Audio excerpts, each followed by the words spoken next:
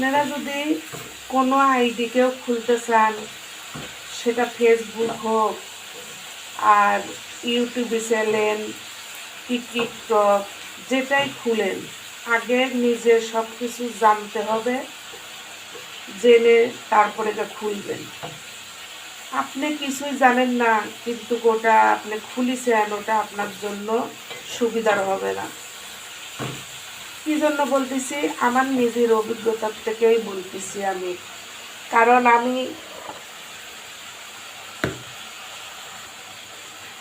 আমি নিজে কিছু জানি না, অফিসে চাকরি করতাম।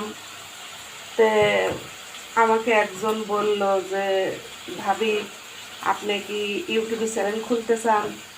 পরে আমি তো খুলতে জানি না, ওই ছেলেটাকে দিয়ে আমি খুলে নিলাম। খুলে নেওয়ার পরে ছেলেটা আমাকে বলল ইউটিউবে চ্যানেলে অনেক কাজ আছে, সেই কাজগুলো করতে আমাকে কিছু টাকা দিতে হবে, তাহলে কাজ করে দিব। আমি ওখানে ওর কথা শুনে বললাম, তুমি আমার কাছে কত টাকা চাও? ছেলেটা আমাকে বলল কি 7,000 টাকা দিতে হবে। আমি বলি 7,000 টাকা আমি কিভাবে দেবো? আমি বেতন পাই, টাকাটা তো তোমার ভাই আমার থেকে নিয়ে নেয়, আমি তোমাকে 7,000 টাকা কিভাবে দেবো? তখন ছেলেটাকে আমি বললাম যে ভাই ঠিক আছে, আমার তো ইউটিউবে খোলা খুব শখ, তো তোমাকে আমি টাকাটা মাসে মাসে দিব 500 করে করে। ছেলেটা বলছে ঠিক আছে। পরে আমাকে মজার রান্নাঘরটা খুলে দিছিল ও। খুলে দেওয়ার পরে আমি 23 সালের থেকে ভিডিও ছাড়তেছি মজার রান্নাঘরে।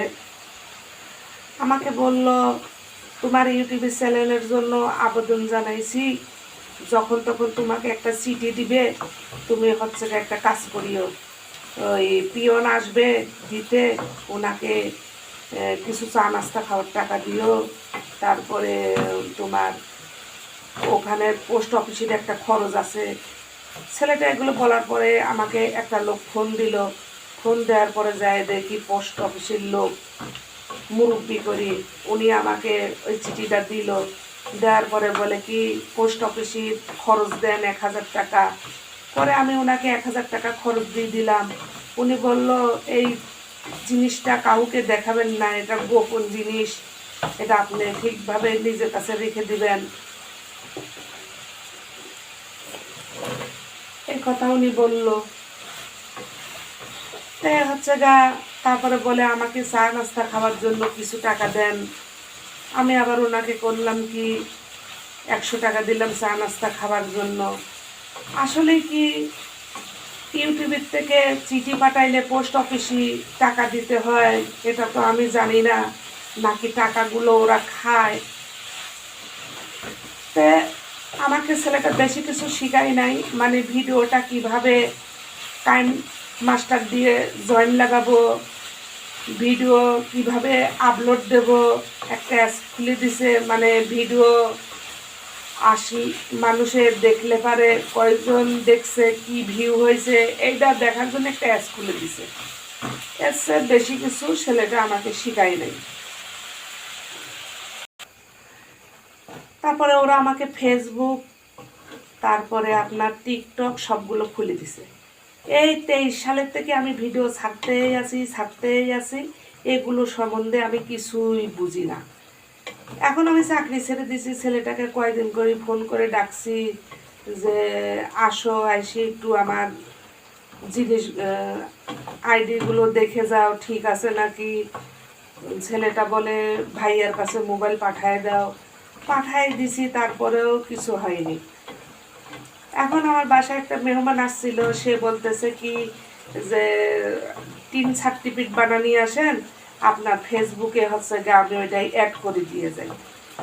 3 সার্টিফিকেট বানিয়ে নিয়ে আইছি। এখন মেয়েটা বলতেছে কি এখানে ভাইয়ার নাম দিয়ে ফেসবুক খুলেছেন, এখন নামটা চেঞ্জ করতে হবে, আপনার নাম দিতে হবে। তা আমার নাম দিয়ে আইডিটা আবার নতুন করে আমার নাম দিছে।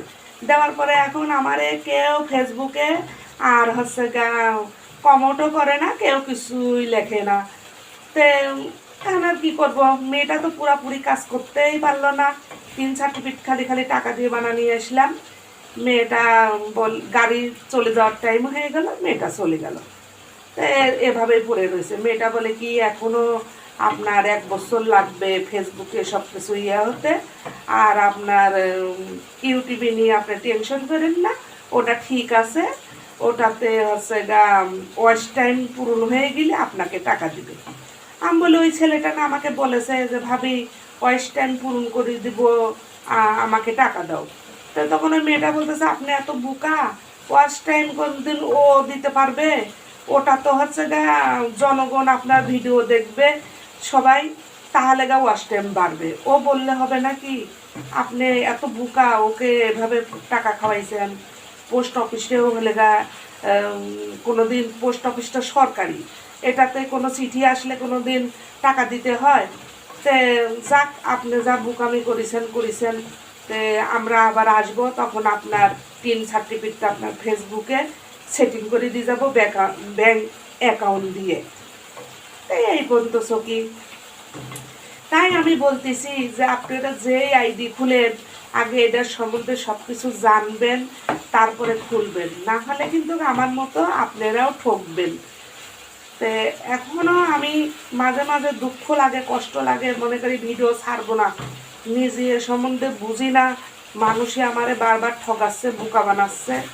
তো আবার ভাবি কি না ছাড়ি। এখন ছেলেটার রুমে একদিন গেছিলাম, যাই দেখি ওর রুমে একটা কম্পিউটার আছে।